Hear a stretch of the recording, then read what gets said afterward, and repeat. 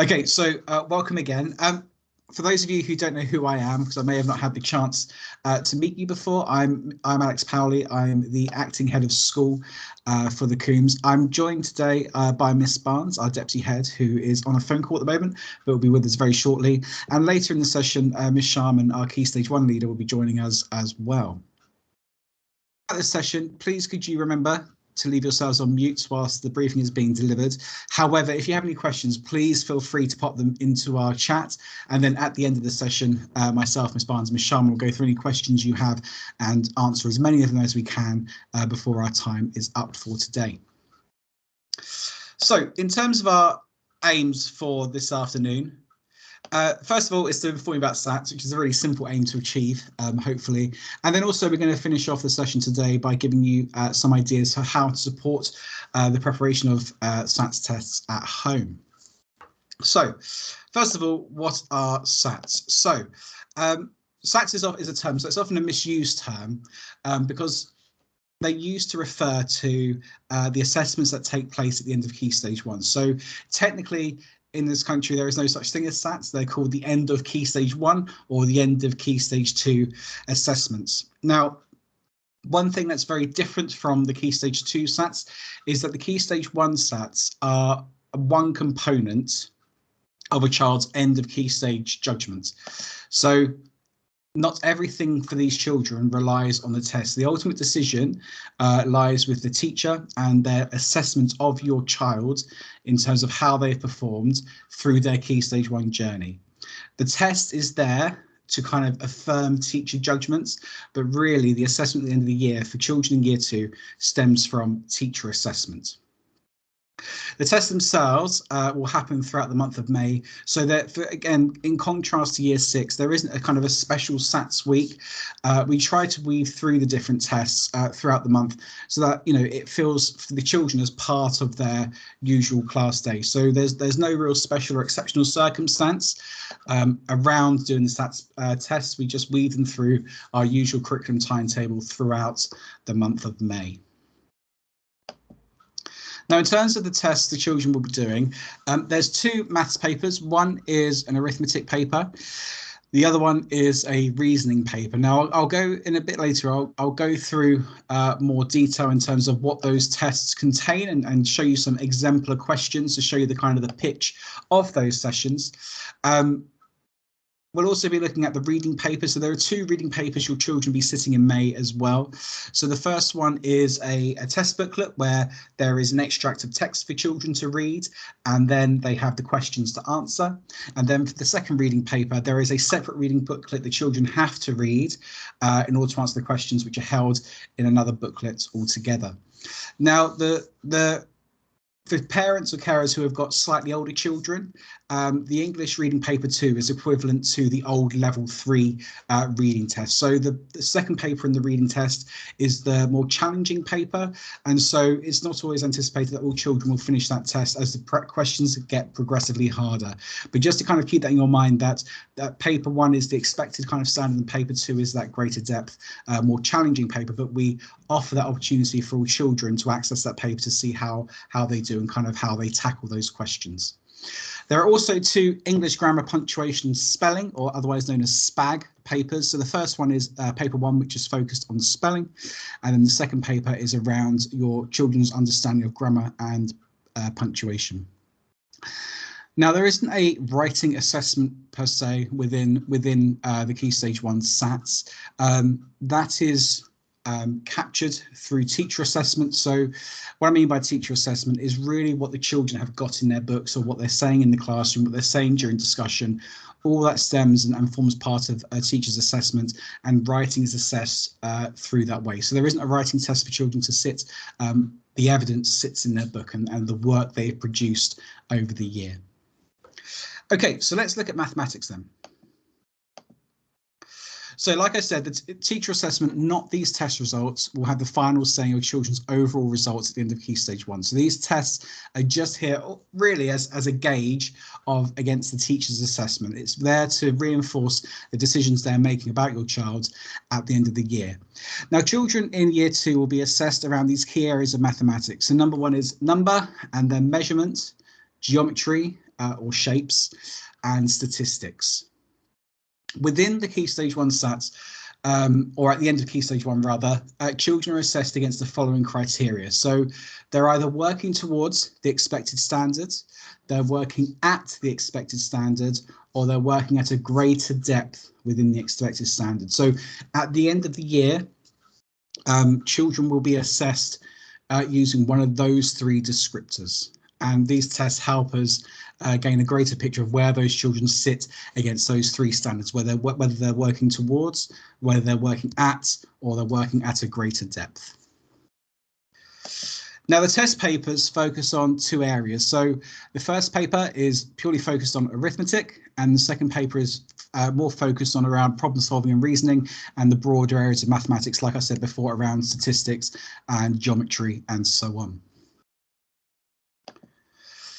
So in terms of the arithmetic paper, these are based on the four main operations, so addition, subtraction, multiplication, division, and fractions. Children will tackle these questions using the methods they're taught in school. So throughout their curriculum journey so far, the children will have encountered these different types of mathematical problems to solve, and the teachers will have taught them a variety of methods in which to tackle those questions. As the children work through the arithmetic paper, the questions become more and more challenging. So they start off with things that children should be very familiar with and very kind of fluent in terms of their answering. And then as children progress through the paper, the questions become more complex and demanding.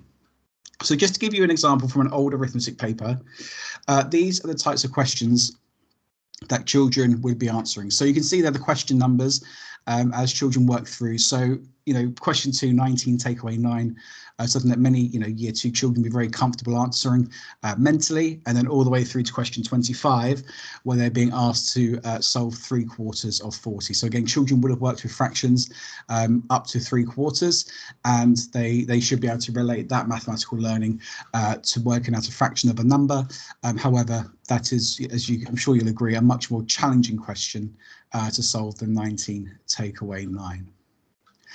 Now, in terms of one thing I wanted to add in terms of the tests themselves, there is no fixed length for these tests. So there isn't a time constraint that children have to work towards in terms of answering these questions. It's about us giving children enough time to give it their best shot and for them to know that they've tried their best with the paper. So we don't try to limit the children in year 2 by saying you've got 30 or so minutes to complete this test. There are recommended times that the Standards and Testing Agency give to us around each test, but as schools we have the flexibility to identify that if certain children need 10 or so more minutes, that's completely fine. And if it means that the child is able to access more of the paper and demonstrate more of their learning, then obviously that's going to be of a huge benefit to them. So the reasoning paper includes both, there's a mental oral section at the very beginning where the teacher will read questions for the children to answer in their test booklets, and then there is a reading writing questions section as well. So the children answer the questions based on their knowledge of number, measure, geometry, and statistics. Most of these questions, because they are reasoning focused questions, will have a real life context and will require children to choose the method they want to solve. So I'll show you some further examples of the kind of pitch of question that children will be encountering in year 2. So the first one here is this word problem, which says Sita puts 2 shoes in each of these boxes. How many shoes are there altogether? So again, children can use drawn methods to kind of draw out the shoes in each box. For example, they can use their knowledge of multiplication, for example, in all the space here to work out the answer to that question. So there's no kind of fixed framework in the way that children set out their work. There is lots of room in each test paper for children to work through that problem, whether they do it using their knowledge of multiplication or they go down to drawing them out to help them work through that problem in a systematic way. But as you can see, this isn't just a straight up calculation for children to solve. This is wrapped in the context of a problem for them to unpick and then find the answer to. I have another example here around shapes. So this is where it's about a child who has previously sorted shapes on this table. So shapes on the left hand side with a square face, and on the right hand side shapes without a square face. And it says in the question, one shape is in the wrong place on the sorting grid, draw a cross on it. So again, the children work through that systematically to identify the shape that is in the wrong section of that grid.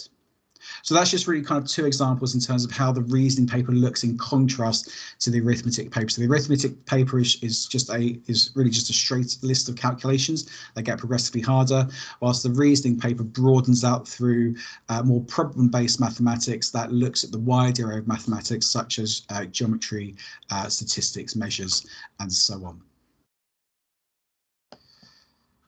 In terms of the reading assessment, again, going to flag it up that it's about teacher assessment again, and not the test results that have the final say with regard to the children's end of Key Stage 1 judgment. Now, in terms of the reading itself, also I was going to let that person in there. An overall judgment will be given on the speed and accuracy of children's reading and how they respond to what they have read. So very in the same way to maths, children will be graded against these three standards when the teacher assessment has been derived, which is, again, working towards the expected standard, working at the expected standard, and working at a greater depth. Now, as it kind of captures in the bullet point above, reading is much more than just answering comprehension questions. So that the test papers themselves really just explore comprehension-based elements of reading. So there is a much greater need for teacher assessment around reading, because we need to be able to capture how the children read in terms of their kind of phonetic awareness, in terms of their reading strategies, in terms of their fluency and overall pronunciation of words. So again, it's not about the test being the final kind of gauge of a child's attainment. It's about this being part of a wider assessment jigsaw puzzle, I guess. So to dive into this, let's look at reading paper 1. So reading paper 1 is a combined reading prompt and answer booklet. So children will have some text to work through, but the text will be broken up over several pages, and for each page of, say, reading, they have questions to answer based on the page that they've just read. And they'll work through the test booklet, reading a section, answering questions, reading another section, answering questions, and so on. So as it says very much there on the PowerPoint, each page will have some text and some questions, and then children will be required to recall information and record an answer either in writing or by choosing from a multiple choice list. So a really simple format of just read, answer, and so on. So I've got an example here for you of an information text around ants underground. So as you can see here, this is a 2-page spread, just so you can see how it's a section and then questions, another section of reading and more questions. So the first bit starts off with 2 bits for children to read around who lives inside this underground nest, I guess, and then a little bit around the queen ant as well. And there's 2 questions there. So which word in the text describes what the worker ants are like? And then children have to identify by ticking it. So it's not a written response at the time, it's just ticking the word they can see that describes the worker ants. And the question 2, what does the queen ant do? And again, it's just ticking the box that they think describes what the queen ant does in relation to what they've read from the text. Now, for children, this is one thing I saw with this test paper a few years ago, was that there were many children who felt they knew lots about ants, and especially queen ants, and they maybe chose statements based on their knowledge of ants rather than what they have actually read. So it's really about, for those children who are kind of, and you know, if your child is like that, if they have broad general knowledge and they tend to draw upon their own knowledge rather than what they've read, it's about getting those children to just really reread the text and make sure that what they're answering really correlates to what they've actually read, not what they have discovered or learned about in the past about the topic being covered. And then on the other page, questions 3 to 4, you can see that children at the start have 2 more sections to read around what an ant nest is and about worker ants and grubs. And then they've got then 3 written responses. So the first one is what joins the rooms in an ant nest together. And then they've got another question around giving 2 jobs that the worker ants do. And again, to get that answer correct, they've got to give two things. So it's about children really reading the question carefully.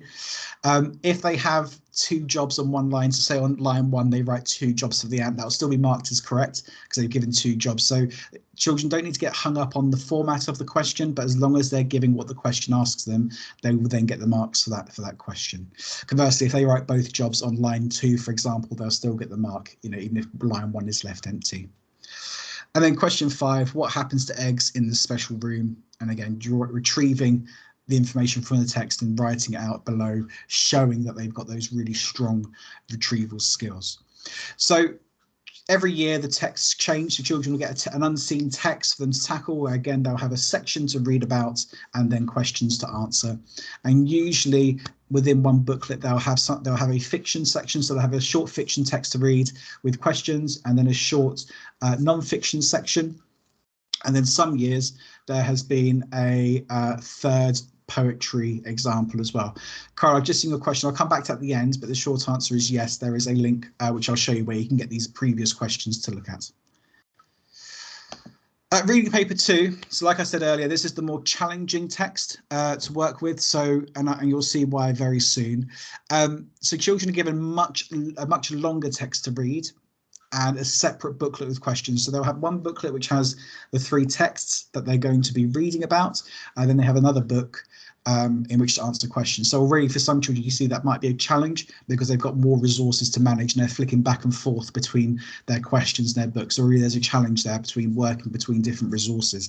And again, this is a more challenging paper. So we really encourage children to give it their best shot, to have a go, but not to be upset themselves if they find the questions too hard or the test itself too hard. That, it's designed to be challenging, and we make sure the children understand that, but it's about having a go and seeing how far they can get with it. So like I said, the text is longer and more challenging, and the questions require children to this time infer meaning. So the first paper is much more around retrieval. So what does this do, or what can you read about this? Can you find the word that says this? And infer meaning is around the kind of the hidden meaning in the words that they're reading. So, there may be a line around saying that, sorry, it's picking you, Miss Sharman, but Miss Sharman stormed across the classroom. And then there might be a question saying, how do you think Miss Sharman's feeling that day? And then children have to infer based on the word stormed how Miss Sharman may have been feeling. So as you see, the questions are slightly more elevated there. Sorry to pick on you, but you can see there's a slightly higher challenge there in what children are required to do from the text. They may also have to give opinions about certain things as well, in terms of, again, how characters are feeling, or how the impact of the text on them in terms of what they enjoyed about it, what they disliked about it, and also explain their reasoning with clear reference to the text as well. So to show you a version of reading paper 2, as you can see, this is dramatically different from reading paper 1. So children will have this extract to read. So this time it's the blackbird and his wife. And then there'll be questions that they'll have to then tackle related to that text. You might notice on the right hand side of the questions, it will say in brackets the page number, and we do make sure the children understand that. So when we can see the question, we note the children will know that they have to look at page 4 for the extract or the text they're looking for to help them solve that question. We also make sure that we also make sure that children read the text booklet first before they answer the questions, because we don't want children kind of starting to read and answer questions at the same time. We want to make sure they've got full understanding of the text before they start tackling the questions. So we always make sure that there's time at the beginning of the test for children to work through and read the text first, to gain just a rough understanding of them, and then they'll start to tackle the questions afterwards. But it's about making sure that children are best prepared for answering those questions ahead of the test. So that's maths and reading. So that leaves us with grammar, punctuation and spelling, affectionately known as SPAG. So in this first paper 1 for spelling, teachers read sentences and the children fill in the missing words with the correct spelling. So as you can see here, I've got a very short extract below where it's got the phrase "my granddad was," and the word I believe was baking, if I recall it, baking a cake. So the children are putting them into sentences to ensure they are getting the correct spelling for the right context. So that's why it's organised now, but rather than just a kind of a straight spelling test where the teacher's just saying out words, the context to help the children in their spelling attempt. So teachers will read out the whole sentence, they'll pause before saying the spelling, they'll say the spelling and then pause again, say the rest of the sentence, and then they'll say the word is baking, and then children will write it in the gap, and then we'll make sure all the children have had a go, and then we'll move on to the next question. So that's the teacher working with the whole class, making sure that they're all having enough time to answer the question effectively, and then moving on as a whole class as well onto the next spelling. So again, making sure that children have the best possible chance of making a correct spelling attempt. And again, all those spellings will be based on words they've learned from their phonics teaching, and also all the kind of the words from the year 1 and 2 spelling list, including the year 1 and 2 common exception words. Again, if you're not sure what those common exception words, if you just put into Google or your preferred search engine year 1 and 2 common exception words, you'll find lots of resources with the list. They're very short list of words where they aren't always phonetically decodable. But again, that's a very useful list to have at home. So the second paper is SPAG paper 2, which is around the grammar and punctuation elements of English writing. I'll come back to that question in a moment. Thank you, though. So children are then tested against the grammar, punctuation, and spelling criteria for year 2. And again, the test outcome forms part of the teacher judgment towards the overall writing assessment. But again, this doesn't really assess their writing ability. It just tests their knowledge of grammar and punctuation at a year 2 level. So it's not an overall kind of metric against their writing standards. It's just testing their knowledge of grammatical rules and types of punctuation at a year 2 level. So questions are really short, and many of them will be either kind of 1-word, 2-word answers or multiple choice. It's a very quick fire question. It might be circle the word, underline the word, fill in the word, tick the box. So those very quick fire short questions just to gauge the child's grammatical understanding. And then children have been taught and should be familiar with the key vocabulary such as noun phrases, suffixes, all that great stuff. So as you'll see, there's quite a lot of kind of technical vocabulary in the grammar papers, but it's all stuff that children have learned whilst they've been in Key Stage 1. So none of these words should be unfamiliar to them. We don't kind of change words to make them sound, I guess, more accessible. So we don't say that adjectives are wow words, for example, because that doesn't help children later on. So children learn what adjectives are and we call them adjectives. We don't give them another name to try and help them understand. We make sure that children understand the correct names for different word classes, grammar functions, and so on.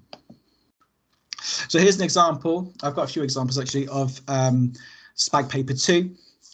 So it says here, look at where the arrow is pointing. So Archie the hamster eats seeds, nuts and dried peas every day. And then the question is, which punctuation mark is needed? So an apostrophe, a comma, a full stop, a question mark, and then children will tick one. I won't put you on the spot and ask you what you think the answer is, but children would work through that, looking at where the arrow is in the sentence, and then tick the box for the punctuation mark they think it is. Again, there is flexibility around that because children are year 2, and this is the first time they would have sat a paper like this. So if a child, for example, put the punctuation mark in after seeds but didn't tick the box, we would still give the mark for it if it was the correct punctuation mark. So we try to be as flexible as possible whilst marking these papers. The actual guidance around these test papers allows that flexibility as well. So the children don't have to be, to the letter every time, as long as they are demonstrating that they understand. That is completely fine. If a child was to put the correct punctuation mark in themselves into that sentence, that demonstrates their understanding around that question. So they wouldn't get marked down for not ticking a box in that case.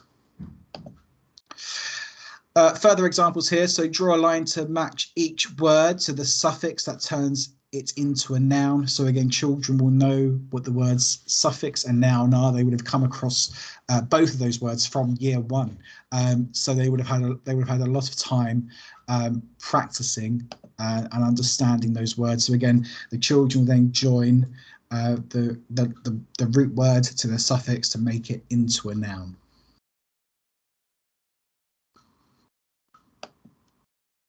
So that's the test papers in a nutshell. So what can you do to help? So we have lots of ideas, but just to give you a kind of a starting point, the first thing is reading. I think, I think all the teachers in this room today would argue, would agree with me, not argue, agree with me that reading is probably the most important thing you can do for your child. Ensure that your child is reading every day. Spend that time, whether it's just after dinner, for example, before they go to bed, to talk about what they've read and ask them questions. If you're struggling to kind of think of questions, I know Ms. Sharman before has handed out things like bookmarks and kind of question stems that you can use at home that are pitched to children at a year 2 level. So, please ask those. I'm happy to share those again as well if needed, but really spend that time, spend that time encouraging your child to read is probably one of the greatest investments you can make to your child's education. So really make sure that you're carving out the time, protecting that time with your child to ensure you hear them read and they get to read to you every day. The other thing is around writing. We spend a lot of time. We spend around 1 hour every day focused on English writing alone, and obviously there are other writing opportunities across our curriculum, but we focus on the actual English writing element for an hour every day. So children get a huge input in writing on a daily basis. But if you are looking to kind of improve writing at home as well, really encourage short writing tasks. It could be, where you've maybe visited a family member or you've gone somewhere exciting over the weekend, just getting children to write that up in a short paragraph. It could be simple things like keeping a diary. It could be, getting to write character descriptions about their favorite Fortnite character, for example. All these different things, just really quick, simple ideas that get children writing, and they don't have to be long, rambling pieces, just very short, succinct paragraphs, just so children get into that daily practice. Reminding them, to again using that opportunity to kind of really focus on their handwriting, and ask them to, to read what they've written to you so they can check the grammar, and if when they're reading out to you and it's not correct, take an opportunity as a parent to work with them and correct it with them so that they share that learning with you. I would also say that if with the teacher's assessment of writing, a child must be writing with joined up letters to get to the greater depth standard. So for the teaching assessment frameworks for writing, which are the kind of the grade descriptors for a child to get to whether it's working towards, working out, or a greater depth within writing, one of the standards they must meet for greater depth is making sure their letters are joined up. So if you feel your child should be achieving that greater depth standard, then really those short writing opportunities are a great way of just making sure that handwriting really develops and is joined by the end of the year. In terms of helping maths, really encourage your child to engage with you on that journey home to what have they learned in maths today, and maybe things they may need support with. Play lots of practical written online games to encourage a love of maths. So children should have a login for Abacus, and there's lots of great online games there to help reinforce what they're learning in the classroom and to help kind of revise bits of maths they may have learned in the past and may need a bit of reminding about. And also Times Tables Rockstars. Again, knowing times tables opens up lots of avenues within maths. So, really just encouraging your child to use those two platforms, which the school provides, to ensure that, they're engaging with maths in a fun way that they can access really easily. So just some food for thought there around how you can help at home across those 3 key areas. Now, in terms of useful links, so going back to what a parent was asking for earlier, there is a lot of resources. And again, I'll share these PowerPoint slides out after the session, so you'll be able to click on the links. But BBC One Key Stage 1 Bite Size is a fantastic resource, especially when the pandemic started, because the BBC invested lots of time and money into that platform to support children learning at home. So that site has just absolutely become huge over the last couple of years. So BBC One Key Stage 1 Bite Size is fantastic. You've also got other websites like Woodlands Grammar, Teach It, Grammar Book Maths is Fun. They're great for kind of short quick fire games or activities to kind of engage your child. The long .gov link there takes you to all the past Key Stage 1 papers. So if you wanted to kind of explore the different question types or just have a look at the different papers, or if you wanted to kind of just maybe snip some questions out for children to kind of work on, there's all the collection from 2016 are there, so you can access those and have a look and really explore those papers. And the last one is Oak National Academy. So Oak National Academy is a relatively new site. So again, that was the government's efforts to create a platform that supported learning at home when we were in our first remote learning situation back in 2020. It feels like a lifetime ago. Again, that website, the link takes you directly to the Key Stage 1 section. And again, it does offer lessons for all subjects. But if you home in on, say, the English writing, the reading and the math sections, it will then take you to smaller lessons where you can then tackle them. There's lots of teacher-led videos that children can watch and they can listen to and engage with, and there's question sets they can work through as well. So if you're looking for something with a bit more structure that tackled specific areas of learning, maybe you've just been to the recent parents' evening and the teacher's giving some really good targets to tackle, have a look at the Oak National Academy to see if there's lessons that correlate to those targets, because that provides a really structured way for your child to kind of take those targets head on. In terms of the kind of pastoral nurturing elements, just a few reminders really as we break up for this term and think about the summer term ahead. Just to make sure that the reading, again, a nag around reading, but just make sure we are reading daily, and those books are being returned frequently for teachers to monitor and to make sure that that children are getting that rich diet of reading, because they're taking lots of books home regularly to read and share with you. Make sure that children keep working on their spellings that are sent home. So again, that's really important. And as that keeps on, we'll start working on spellings that will start closing gaps as children prepare to sit the SPAG paper 1 around spelling. Again, we know this is, a really busy time in May, and obviously we want to make sure the children, are happy throughout the month of May while sitting these tests. So as the weather warms up, we might put in additional PE lessons, for example, just so the children kind of release all that pent up energy from, sitting a maths test earlier that morning. So what I'd really advise is that if children bring in their PE kits on Monday and keep them here and then take them home on Friday. So just in case we want to put in a spontaneous PE lesson or take children outside to kind of blow off some steam, as it were, or engage in the curriculum in a much more physical way, the kits are there ready to go, so then children can still engage without missing out. As always, a healthy lunch and breakfast. Having a good breakfast is good brain food, so make sure your children are having that really good breakfast to start off the day, especially as we hit May, where children might feel tired after they're halfway through the papers or so. A water bottle, again, it's warming up. We don't want our children to be sitting these tests dehydrated, because again, that will diminish their kind of concentration capacity. So making sure that children are bringing in a water bottle daily, again, especially when it's starting to warm up. And then again, going back to my previous points about books, making sure book bags are brought in regularly so that we can monitor reading, we can read with our children, and we can ensure that they're getting a challenging enough book to take home. Because obviously, if children aren't returning books to be changed, or we're not hearing them read the books that they've been given, we can't determine whether the book is challenging enough or if they need more of a challenge. So please keep those books being read at home and keep bringing them back in to be changed over. I'm sure your teachers would absolutely love that. Just before we go to questions, I am very conscious of time.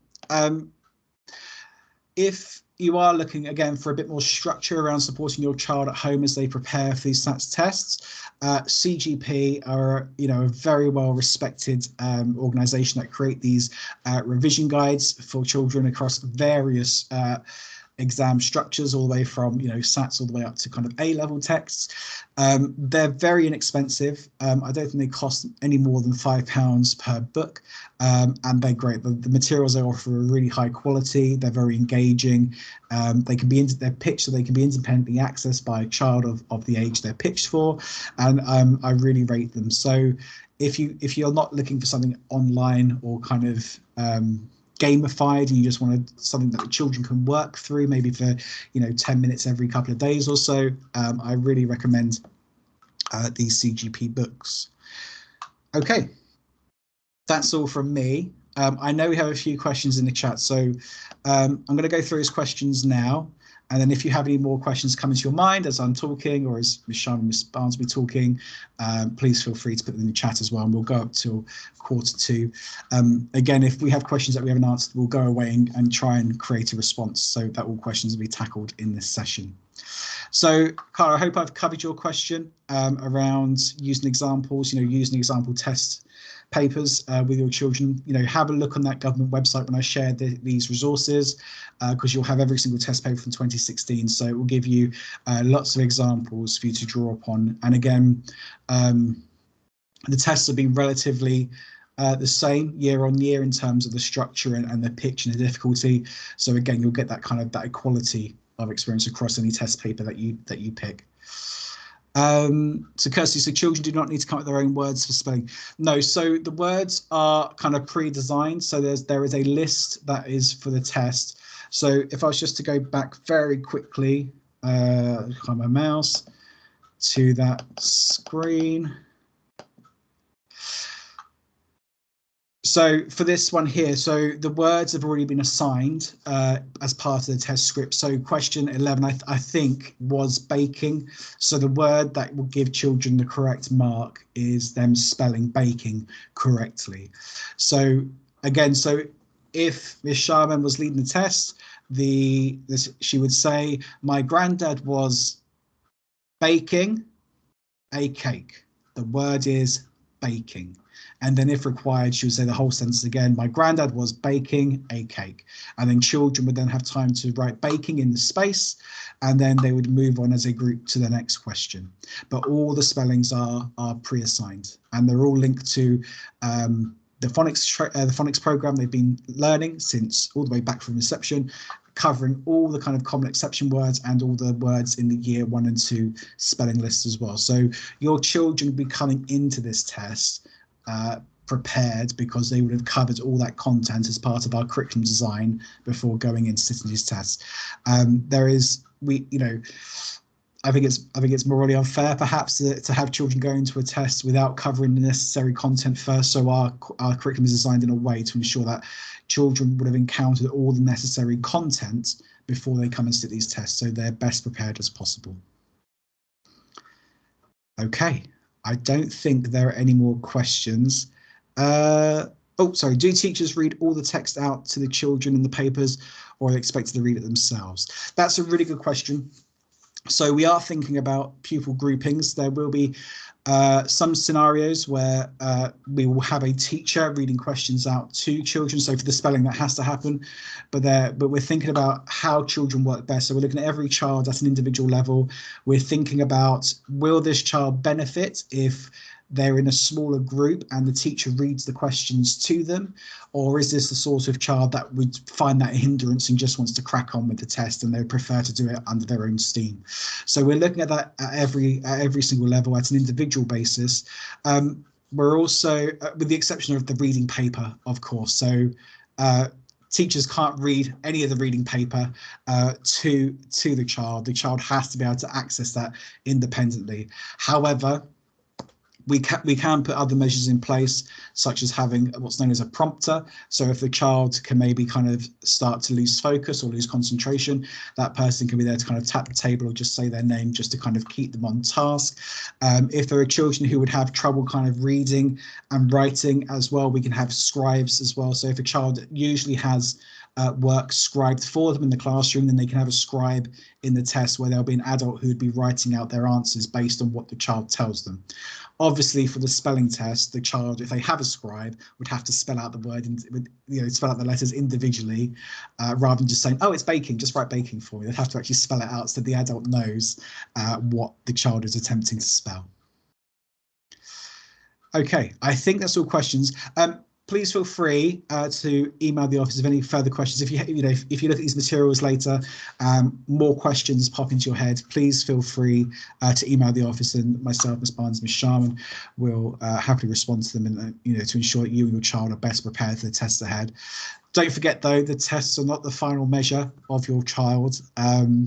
It's just a part of a wider assessment jigsaw puzzle. So For us, that's one component. For me, the most important part is what the child has in their books and the lessons they've been taking part in over the last year. For me, that's a much more vital part of the puzzle, because that really shows you what that child is like as a learner on a day-to-day basis. This is just a snapshot, a very small snapshot in a very small part of your child's life.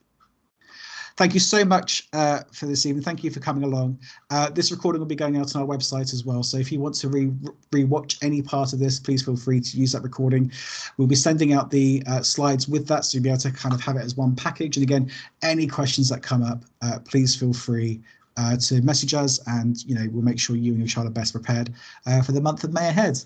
Have a wonderful Easter, everyone. I'll see you all very soon. Take care.